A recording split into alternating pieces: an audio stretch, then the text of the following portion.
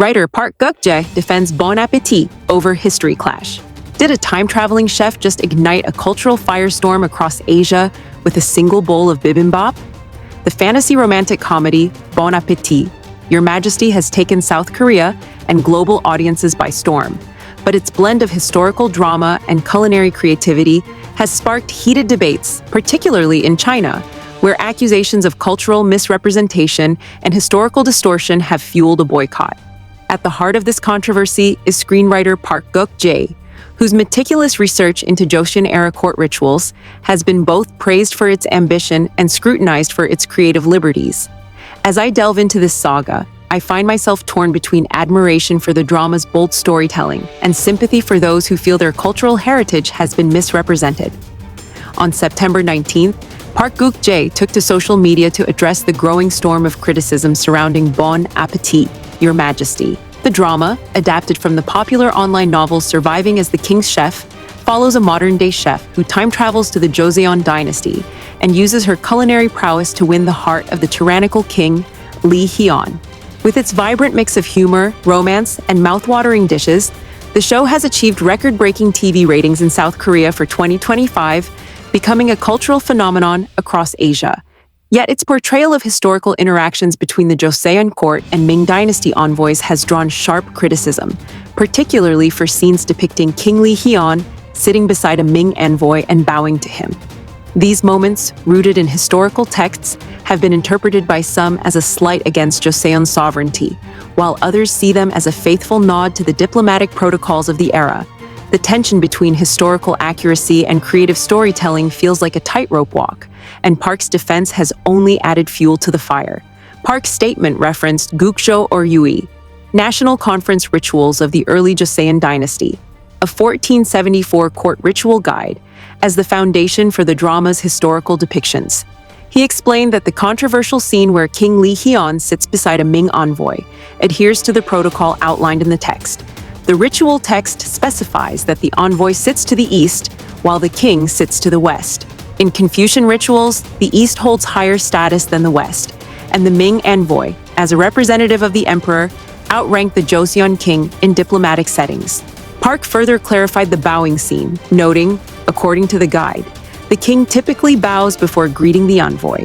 He emphasized that these depictions reflect international protocol rather than a compromise of sovereignty, stating, "This is not about sovereignty, but part of international ritual."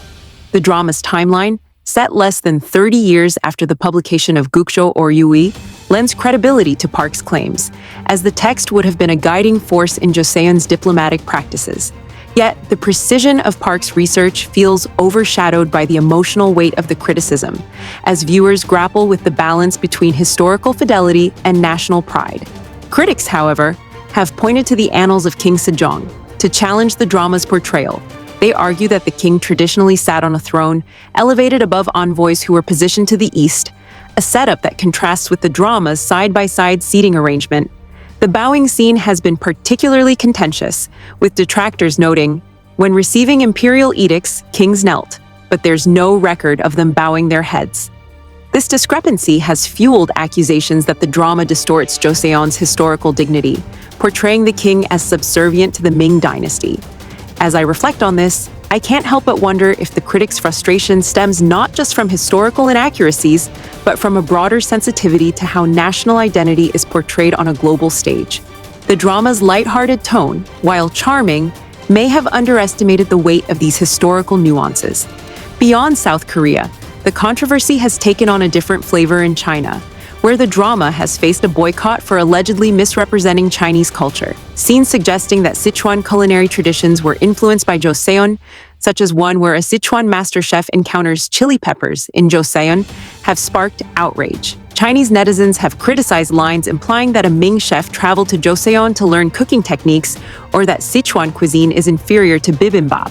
One particularly inflammatory comment online read, "Chili peppers weren't in the Ming dynasty, they had to go to Korea to find them?" Historically, chili peppers were introduced to China via trade routes in the late 16th century, long after the drama's setting, making these scenes factually inaccurate.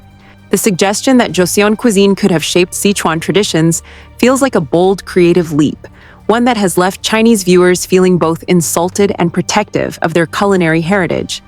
I find myself marveling at how a fictional dish can stir such deep cultural passions, underscoring the power of food as a symbol of identity. The drama's star, Yoona, has become a lightning rod in this controversy. Known for her massive fan base in China, Yoona's involvement has drawn both fierce loyalty and sharp criticism. Some Chinese fans have defended the drama, arguing that its fictional nature excuses historical liberties.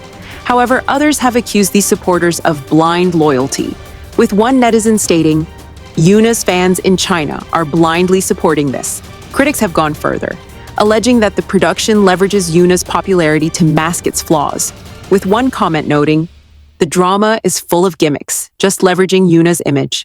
The male lead's exaggerated eating scenes, where he appears almost comically enthralled by the food, have also been mocked, with viewers describing him as acting like he's possessed. These reactions highlight a broader tension. The drama's attempt to blend lighthearted comedy with historical and cultural elements has left it vulnerable to accusations of trivializing serious matters. Yet, Yoona's star power undeniably amplifies the drama's global reach, making every controversy a headline. The backlash in China extends beyond culinary disputes to broader accusations of cultural theft. Critics argue that the drama steals and misrepresents Chinese culture, turning it into a flashy script that misleads international audiences. The decision to film at China's Hengdian World Studios, a popular location for historical dramas, has added another layer of complexity. Some worry that international viewers might mistake the Chinese settings for Korean ones, further blurring cultural lines. This concern resonates with me, as the global popularity of K-dramas often leads to assumptions about cultural authenticity that can overshadow the contributions of other nations. The boycott in China, while significant, has not dented the drama's success elsewhere. In South Korea, it remains the highest-rated show of 2025, and its popularity on global streaming platforms continues to soar, particularly in markets like Vietnam, where viewers have embraced its escapist charm. International audiences have offered a more forgiving perspective, with many arguing that the criticism is overblown. Vietnamese fans, for instance, have defended the drama, stating, "Historical dramas often include fiction. It's not a documentary." Others have suggested that viewers should approach it as entertainment rather than a history lesson. See it as a fun story, not nitpick every detail. This perspective feels refreshing, as it acknowledges the genre's inherent blend of fact and fiction. Yet, I can't help but sympathize with those who feel their cultural identity is being misrepresented, especially when the drama's global reach amplifies these portrayals. The controversy has undeniably boosted the drama's visibility, with some noting, "These debates are making the drama even more talked about." It's a paradoxical outcome. The very criticism meant to suppress the show has turned it into the most debated Asian drama of 2025. Bon appétit! Your Majesty is not the only drama to face such scrutiny. Other 2025 releases, like The Roundup, Punishment, and 12, have also been criticized for their handling of cultural elements, such as the awkward use of Chinese characters and zodiac references. 12, despite starring the beloved Ma Dong-seok, flopped due to poor storytelling, with critics noting that it tried to appropriate culture without understanding its essence. These parallel controversies highlight a broader challenge in the Asian entertainment industry: how to balance creative freedom with cultural sensitivity in an era of globalized media. As I reflect on this, I'm struck by the delicate dance that creators must perform, crafting stories that resonate universally while respecting the nuances of specific cultures. The drama's success, despite the backlash, speaks to its undeniable appeal. The story of a time-traveling chef navigating the rigid hierarchies of the Joseon court is both whimsical and relatable, blending culinary artistry with heartfelt romance. Scenes of sizzling dishes and vibrant banquets are a feast for the eyes, making the drama a sensory delight.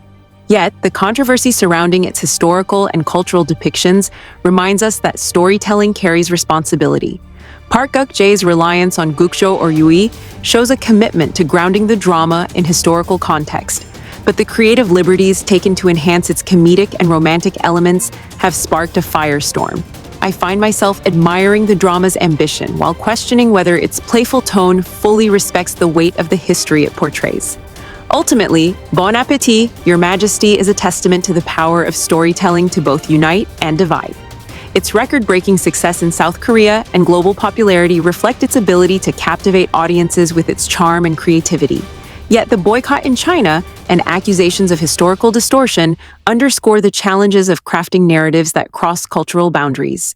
As the drama continues to dominate headlines, it serves as a reminder that even a single dish or a single scene can spark a global conversation about identity, history, and the stories we tell. Whether you view it as a delightful escape or a problematic portrayal, one thing is clear. This drama has left an indelible mark on 2025, proving that the recipe for a cultural phenomenon is equal parts flavor and controversy.